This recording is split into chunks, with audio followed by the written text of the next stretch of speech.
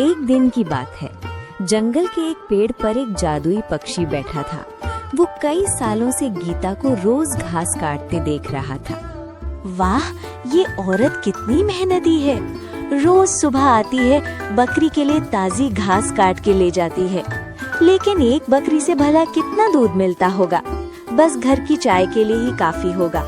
बेचने को क्या बचता होगा बेचारी के पास? मैं जादुई पक्षी हूँ, क्यों ना मैं गाय बन जाऊं और इसके घर चला जाऊं? अगर मैं खूब दूध दूं तो ये लोग आराम से अपना जीवन गुजार पाएंगे। हाँ, यही ठीक रहेगा।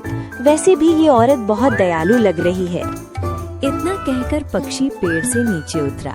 अचानक एक सुनहरी रोशनी फैली और पक्षी एक खूबसूरत गाय में बदल गया। गाय गीता के पास आकर बोली, हे दयालु औरत, मैं इस जंगल में अकेली रहती हूँ, मेरा कोई नहीं है। क्या तुम मुझे अपने घर ले चलोगी? बदले में मैं तुम्हें ढेर सारा दूध दूंगी। अरे ये मैं सपना तो नहीं देख रही, ये गाय तो बोल रही है। पहले ये बताओ, तुम इंसानों की तरह कैसे बोल रही हो? मैं एक जादुई गाय हूँ, इसलिए इंसानों की भाषा समझ और बोल सकती हूँ। मैं फिर से कह रही हूँ, तुम मुझे अपने घर ले चलो। सुबह शाम मुझे हरी घास खिला देना, बदले में मैं तुम्हें इतना दूध दूंगी कि तुम उसे बेचकर अच्छा गुजारा कर सको। वैसे भी सिर्फ एक बकरी से तुम्हारा क्या बनता होगा? गीता की आंखों में उम्मीद की चमक आ गई। क्या सच में तुम ऐसा करोगी? अगर ऐसा हुआ तो हमारी सारी परेशानियां दूर हो जाएंगी। ठीक है, चलो मेरे साथ। गीता रस्सी पकड़कर जादुई गाय को घर लेकर चली। कुछ देर में गीता घर पहुंची। उसके पति मोहन ने गाय को देखा तो चकित रह गया। अरे गीता, तुम तो बकरी के लिए घास काटने गई थी। ये गाय कहाँ से ले आई? कहीं किसी की गाय पकड़ तो नहीं लाई? नहीं मोहन, मैंने इसे कहीं से चुराया नहीं। ये मुझे जंगल में मिली है। ये जादुई गाय है, इसे बस थोड़ा बहुत चारा देना है, बदले में ये हमें ढेर सारा दूध देगी। एक बकरी से हमारा गुजारा नहीं हो रहा था, अब इस गाय के दूध से हमारा घर अच्छे से चल जाएगा। अगर ऐसा है तो तुमने बहुत अच्छा किया। आज से हम इस गाय की खूब सेवा करेंगे। उस दिन के बाद से गीता और मोहन रोज जंगल से हरी भरी घास लाकर गाय को खिलाने लगे। धीरे धीरे उनका जीवन थोड़ा बेहतर होने लगा। मोहन रोज दूध लेकर जमींदार सेठ रणजीत के घर बेचने जाने लगा। उसी गांव में मोहन का पड़ोसी भानु रहता था। वो काफी लालची था। एक दिन उसने देखा कि मोहन रोज बाल्टी भर दूध लेकर जा रहा है। अरे, इसके पास तो बस एक बकरी थी, फिर ये रोज इतना सारा दूध कहाँ से लाता है? एक छोटी सी बकरी इतना दूध दे ही नहीं सकती। जरूर कोई राज है, मुझे पता लगाना होगा, नहीं तो ये हमसे भी अमीर हो जाएगा। अगर ऐसा है तो जाओ, पता लगाओ। मैं इसे सह नहीं सकती कि वो हमसे आगे निकल जाए। अगले दिन भानु मोहन के घर के पास छिपकर सब देखने लगा। ओ मेरी प्यारी गाय, अगर तुम्हें और घास चाहिए हो तो बता देना, मैं और ले आऊंगा। नहीं मोहन, आज तुमने मुझे बहुत खिला दिया है, अब मैं और नहीं खा सकती। आज मैं तुम्हें बहुत सारा दूध दूंगी। तुम जितनी बाल्टियां यहाँ रख दोगे, सुबह तक सब दूध से भर जाएंगी।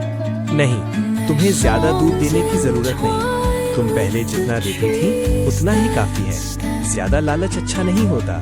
क्या तुम खुश हो मुझे घर लाकर? मुझे चारा देने में तुम्हें परेशानी तो नहीं होती? मेरे दूध से तुम्हें फायदा तो हो रहा है ना? बिल्कुल सुहानी, तुम्हारे दूध की वजह से ही तो हमें 2 वक्त की रोटी मिल रही है। झाड़ियों के पीछे छिपा भानु ये सब देख सुन रहा था। अच्छा, तो ये है राज, जादुई गाय। यही इसे बाल्टियों भर दूध देती है। कल जब मोहन इस गाय को जंगल ले जाएगा, वहीं मैं इसे मार दूंगा। फिर देखता हूँ मोहन कहाँ से दूध लाता है। सुबह गाय ने खुद मोहन को एक राज बताया।